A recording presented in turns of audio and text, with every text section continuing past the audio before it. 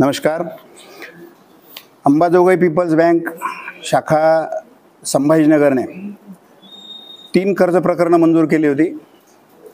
अभिजित पवार 1 कोटी, अनिता पवार 1 कोटी आणि लहान भाऊ आकाश पवार 1 कोटी हे वसतिगृहाच्या बांधकामासाठी कर्ज मंजूर केले होते 2020ला। या तिन्ही कर्ज प्रकरणापोटी 50-50 लाख रुपयाचं कर्ज वितरित झालं होतं आणि त्यानंतर कोविड लागला। 18 महिन्याचा मॉनिटरिंग पिरियड या कर्जाला होता। मुलांच्या वसतिगृहाच्या बांधकामासाठी हे कर्ज मंजूर झालं होतं। कोविड सुरू झाल्यामुळे त्या बांधकामाला गती देता आली नाही। या दरम्यानच्या काळामध्ये हे सगळं कुटुंब हॉस्पिटलाइज होतं। मूळ कर्जदार जे 3 जण आहेत त्यांचे पूज्य पिताजी जे दोन्ही भावांचे गोवर्धनजी पवार हे खूप सिरियस होते आणि हे निरनिराळ्या वैद्यकीय उपचारासाठी त्या कालावधीमध्ये मुंबई आणि पुण्याच्या हॉस्पिटलमध्ये होते। म्हणजे ह्या सगळ्या कुटुंबाचं लक्ष फक्त वडिलांची औषधोपचार असाच होता। या दरम्यानच्या काळामध्ये बँकेनं कर्जदाराची कुठलीही कर्ज मागणी न घेता अर्ज न घेता परस्पर 21 मार्चला काही रकमा यांच्या खात्यावर ट्रान्सफर केल्या आणि त्या परत व्याजापोटी काढून घेतल्या। त्यानंतर सलग दुसऱ्या वर्षी मार्च 2022ला पुन्हा 11 लाख रुपयाच्या रकमा कर्जदाराची कुठली मागणी नाही, कर्जदाराचा कुठला अर्ज नाही, कर्जदाराला माहिती पण नाही, फक्त आर्थिक खाते उतार्यामध्ये आमची वसुली झाली हे दाखवण्यासाठी किंवा इतर वाईट हेतूने प्रेरित होऊन पुन्हा 11 लाख रुपये तिन्ही कर्ज खात्यावर डिस्बर्स करण्यात आले। त्याच दिवशी ते परत घेण्यात आले। याची कुठलीही खबर कर्जदारांना नव्हती। पुन्हा शेवटी 2023च्या मार्चला पुन्हा 21 लाख रुपये या कर्ज खात्यावर वर्ग केले गेले आणि ते व्याजापोटी वसूल झाले असं दाखवण्यात आलं। या दरम्यान सहकार कायद्याप्रमाणे बँकेने कलम 101 महाराष्ट्र सहकारी संस्था कलम 101 ची कारवाई करण्यासाठी 2022ला तालुका उपनिबंधक सहकारी संस्था परसेवा पडेगाव यांच्याकडे अर्ज दाखल केले होते। खरं तर एकदा सहकार कायद्याप्रमाणे एखाद्या कर्ज खात्यावर NPA झाल्यानंतर संचालक मंडळाने जर कलम 101 ची कारवाई सुरू करायला ठराव मान्य केला असेल तर अशा कर्ज खात्यावर कोणत्याही स्थितीमध्ये बँकेला फायनान्स करता येत नाही। बँकेने मात्र स्वतःची आर्थिक बाजू दाखवण्यासाठी आणि या कर्जदारांवर जास्तीत जास्त अन्याय करता यावा यासाठी बेकायदेशीरपणे या रकमा त्यावेळी ट्रान्सफर केलेल्या आहेत। एकदा कलम 101 चा ठराव पारित झाल्यानंतर हे प्रकरण दाखल झाली। गंमत ही आहे की कलम 101 चा वसुली दाखला निर्गमित झाल्यानंतर सुद्धा सगळ्यात शेवटच्या 21 लाख रुपयाच्या रकमा यांच्या कर्ज खात्यावर बँकेने विना मंजुरी यांची विना मागणी ट्रान्सफर केल्या आणि व्याजात वळत्या करून घेतलेल्या। RBIचे गाईडलाईन, महाराष्ट्र सहकारी संस्था अधिनियम, माननीय सहकार कमिशनर साहेबांचे परिपत्रक असं करायला बँकेला कोणतीही परवानगी देत नाहीत। एकदा NPA अकाउंट झाल्यानंतर त्या अकाउंटला डायरेक्ट किंवा इनडायरेक्ट फायनान्सच करता येत नाही, हा मूळ कायदा आहे। परंतु बँकेने या 3 जणांच्या कर्ज खात्यामध्ये प्रचंड मोठी गडबड केली। हे या कर्जदारांना माहीत नव्हतं, कारण हे सगळे कर्जदार हे हॉस्पिटलाइज होते। ही माहिती जेव्हा झाली त्यावेळी या सगळ्या प्रकाराची दाद माझ्यामार्फत, मी ॲडव्होकेट सुधीर प्रभाकर कुलकर्णी यांच्यामार्फत आम्ही विभागीय जॉईंट रजिस्ट्रार साहेब जे आहेत, विभागीय सहकारी संस्था निबंधक, विभागीय सहनिबंधकांसमोर, माननीय जरे साहेबांच्या समोर आम्ही हे रिव्हिजन दाखल घेऊन गेलो। ही रिव्हिजन पाहिल्यानंतर या कायद्यामधली एक बार आहे की एखादा कलम 101 चा वसुली दाखला जर आव्हानित करायचा असेल तर त्या दिवशीच्या आउटस्टँडिंगपर्यंतची 50% रक्कम कर्जदारानं भरल्याशिवाय ते रिव्हिजन मेंटेनेबल होत नाही। आणि म्हणून माननीय जरे साहेबांच्या आदेशाप्रमाणे या तिन्ही कर्जदाराच्या वतीने 1,27,00,000 रुपयाचा रक्कम या 3 कर्ज खात्यामध्ये 50% रकमेसाठी आम्ही भरणा केलेली आहे। आणि ही रक्कम भरणा केल्यानंतर मात्र आमचे मेरिटवर मॅटर डिसाईड करण्यासाठी आम्ही पात्र झालो। आणि मग आम्ही माननीय जरे साहेबांच्या समोर joint registrar cooperative Chhatrapati Sambhajinagar यांनी अतिशय बारकाईनं ह्या सगळ्या प्रकरणाला अतिशय कायद्याच्या चौकटीत हाताळून कर्जदारांवर काय काय अन्याय झाला आहे, बँकेने इलिगल ॲक्टिव्हिटीज कशा कशा केल्यात, कधी कधी केल्यात, आणि बँकेचा दुसरा जो काही वाईट हेतू होता यावर खूप शांततेत आणि खूप बँकेलाही संधी देऊन त्यांचं म्हणणं ऐकून, कर्जदाराचं म्हणणं ऐकून हे जॉईंट रजिस्ट्रार साहेबांसमोरचं जे रिव्हिजन होते तिन्ही हे माननीय जॉईंट रजिस्ट्रार साहेबांनी पूर्णतः मंजूर केले। म्हणजे पहिल्यांदा कलम 101चा वसुली दाखला पूर्णतः रद्द करण्याची घटना घडली।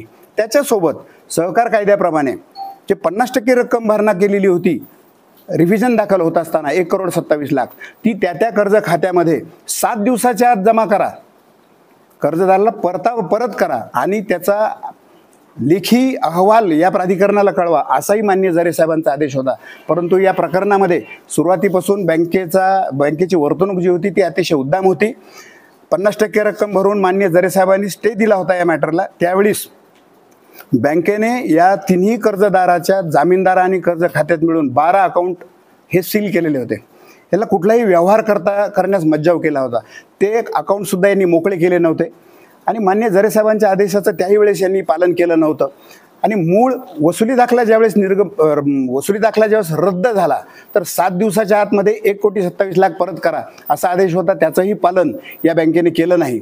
उलट या तिघा कुटुंबाची, या पूर्ण कुटुंबाची, या पवार कुटुंबाची पूर्ण आर्थिक नाकाबंदी करण्यासाठी जरी सहकार खात्याप्रमाणे विशेष रिकव्हरी ऑफिसरला यांच्या स्थावर मालमत्तेवरती जप्ती बोजा निर्माण करण्याचे अधिकार होते, यांचे बँक अकाउंट गोठवण्याचे अधिकार होते, परंतु मूळ लक्षात घ्यावं की मूळ आउटस्टँडिंग होती 2.5 कोटी, यापैकी 1.5 करोड रुपये यांनी घेतलेले आहेत, 50 लाख। यानंतरच्या ज्या रकमा आहेत त्या बँकांनी अनाधिकृत नावे टाकल्यात आणि वसूल केल्यात। या तिघांनाही 50% रक्कम जी भरायला लागली तर ती घेतलेल्या कर्जाची 50% भरायला लागली।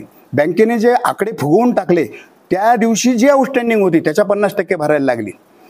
हे 1,27,00,000 भरून जी आउटस्टँडिंग राहिली होती त्याच्या व्यतिरिक्त यांची आर्थिक नाकाबंदी करण्यासाठी बँकेने या परिवाराच्या 72 एकर जमिनीवर बोजे चढवले।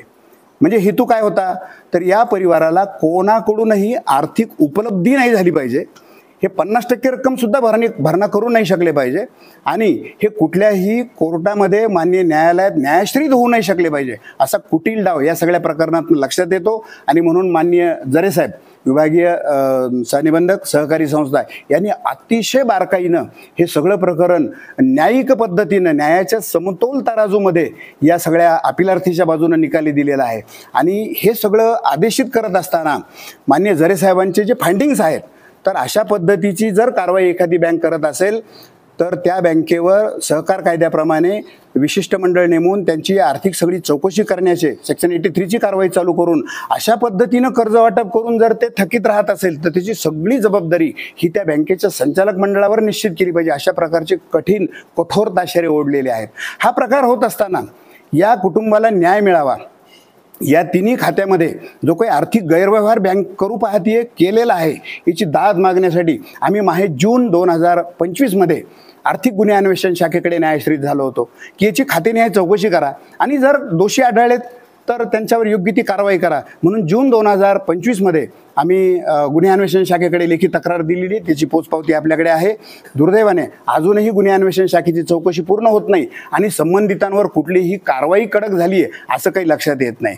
या सगळ्या गोष्टीचा पाठपुरावा घेत असताना आम्ही बँकेच्या विरोधात माननीय मुख्यमंत्री महोदय यांच्याकडे, माननीय सहकार कमिशनर पुणे यांच्याकडे, त्यानंतर RBIकडे योग्य त्या पद्धतीनं आम्ही दाद मागितलेल्या आहेत। अर्जदार बँकेने या पवार कुटुंबाच्या विरुद्ध हायकोर्टात एक प्रकरण दाखल केलं, त्याच्यात काल मोठी सुनावणी झाली, त्यातही त्यांना कुठलाही मनाई हुकूम मिळू शकलेला नाही। 2 आठवड्याची मुदत माननीय उच्च न्यायालयाने या प्रकरणात अंतिम युक्तिवादासाठी ठेवलेली आहे। परंतु या सगळ्या प्रकारामध्ये मान्य जरे साहेबांच्या आदेशाचं जर आपण अवलोकन केलं तर असं लक्षात येतंय की खूप मोठे आर्थिक घोटाळे या तिन्ही कर्ज खात्यात विनाअधिकार झालेले आहेत। RBI NPA झालेल्या प्रकरणाला रिफायनान्स करायला परवानगी देत नाही। कलम 101चा ठराव पारित केल्यानंतर कोणत्याही पद्धतीनं डायरेक्ट इनडायरेक्ट फायनान्स मान्य संचालक मंडळाला सुद्धा करता येत नाही। जरी संचालक मंडळ हे त्या बँकेचं परिपूर्ण अधिकार प्राप्त असलेलं जरी असलं तरी त्यांना कायद्याच्या चौकटीत हा व्यवहार करावा लागतो। अशा प्रकारचा आर्थिक व्यवहार समाजासमोर, माध्यमांसमोर आणि मग अनेक गोष्टीला प्रश्नांकित करणारा समोर येऊ नये म्हणून पवार कुटुंबियाच्या वतीनं हे प्रकरण सेटल व्हावेत आणि याच्यात कुठला तरी तडजोडीनं मार्ग निघावा असा भरपूर प्रयत्न झाला, परंतु बँकेच्या उद्दाम प्रवृत्तीमुळे हे प्रकरण तडजोडीने सुद्धा मिटलेलं नाही आहे. आणि आज घडीला मान्य विभागीय सहनिबंधकाकडून पूर्ण न्याय या कुटुंबाला मिळालेला आहे. लवकरच आम्ही मान्य सहकार कमिशनर साहेबाकडे हे प्रकरण पूर्ण घेऊन बँकेच्या या सगळ्या प्रकरणाची सखोल चौकशी करण्यासाठी सेक्शन 83 साठी अप्लाय करत आहोत. आणि जिथे जिथे पवार कुटुंबाला न्याय मिळण्यासाठी जे जे काही करता येईल ते योग्य ते पावलं उचलत आहोत. या प्रकरणाची पूर्ण सखोल चौकशी माननीय गुन्हे अन्वेषण शाखेनं, आर्थिक गुन्हे अन्वेषण शाखेनं सुद्धा करावी, संबंधितांवर योग्य ती कारवाई करावी आणि ह्या पवार कुटुंबियांना न्याय मिळावा अशी या समाज माध्यमांकडून माझी संबंधित सर्व स्तरातल्या सर्व विभागांना आणि सर्व खात्यांना माझी विनंती आहे. अशा प्रकारचं बँकेने आणि पतसंस्थेने कुठलेही गैरवर्तन यापुढे तरी करू नये. आधीच मराठवाड्यामध्ये अनेक प्रकार असे उघडकीस आलेले आहेत. त्यामुळे ठेवीदार यांचं हित जोपासताना कर्जदाराचंही हित जोपासणं गरजेचं आहे अशी मान्य जरे साहेबांची सुद्धा काल प्रतिक्रिया यावरती दिलेली आहे. त्यामुळे अशा प्रकारचे अन्याय कोणत्याही बँकेने यापुढे कोणत्याही कर्जदारावर करू नये. FD धारकांसारखा ठेवीदारा एवढाच कर्जदार सुद्धा सन्मानाने वागवल्या जावा अशी समाज माध्यमांकडून मी सर्व बँकांना, पतसंस्थांना, त्यांच्या ठेवीदारांनी त्यांच्या कर्जदारासाठी प्रार्थना करत आहे. धन्यवाद.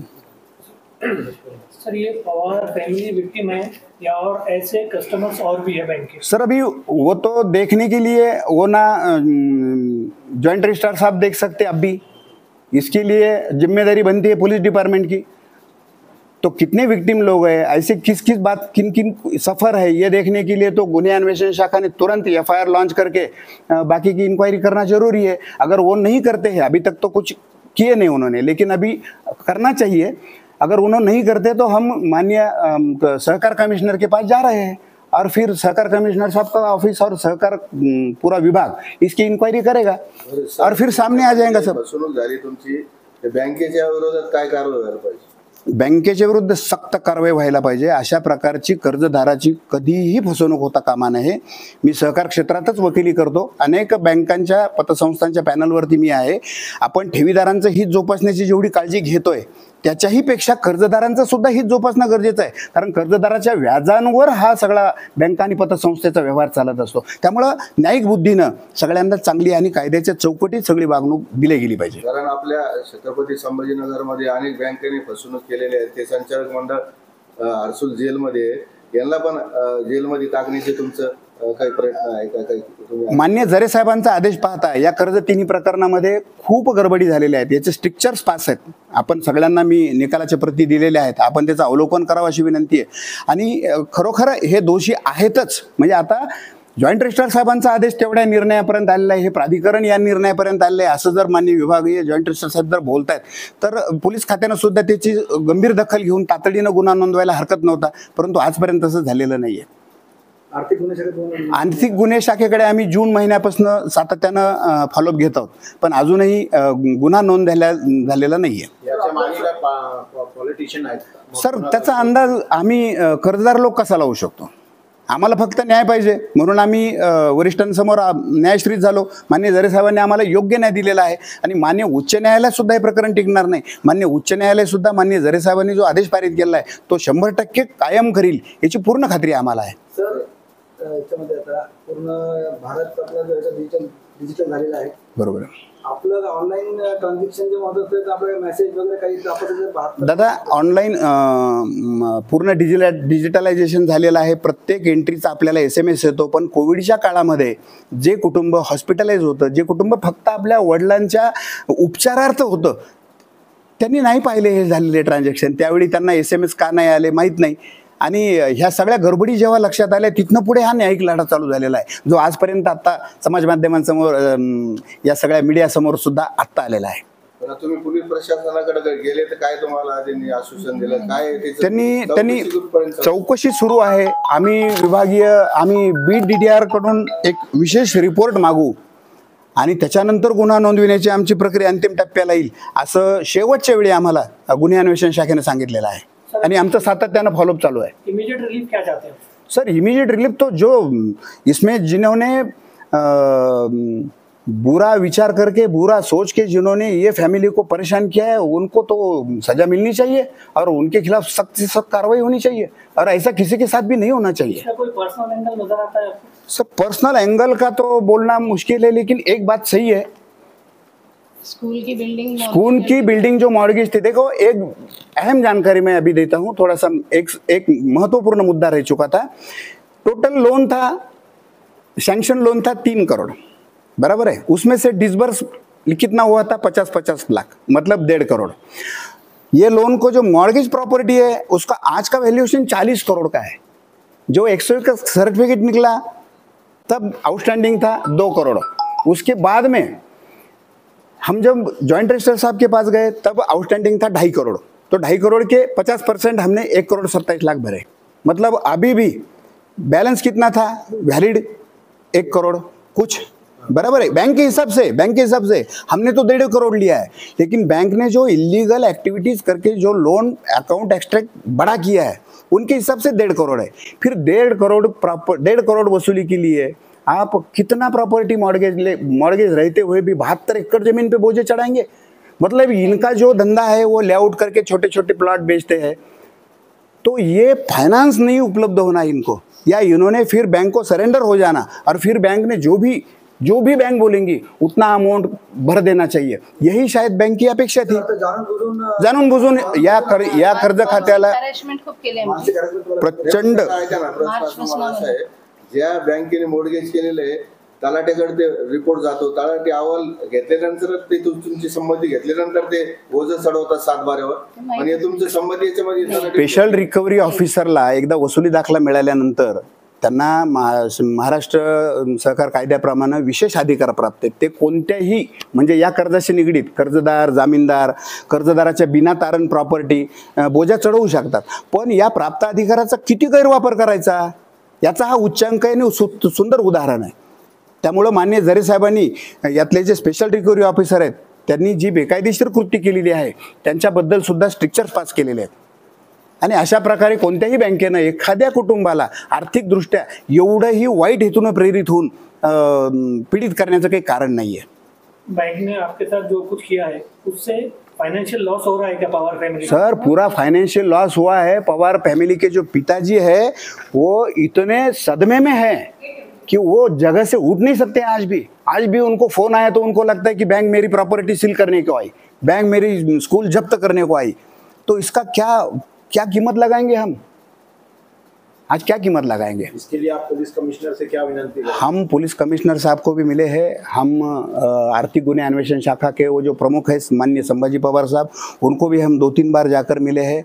इसका जो भी जानकारी है वो बहुत जल्दी पूरी करके आगे की कार्रवाई करेंगे ऐसा खाली बोलते हैं उन्होंने, लेकिन जनवरी से लेकर हम आज तक न्याय मिलने के लिए वेटिंग को है। हाँ, और हम चाहते हैं कि जो भी लोग हैं उनके ऊपर सख्त कार्रवाई होना जरूरी है। तुम बोलणार का?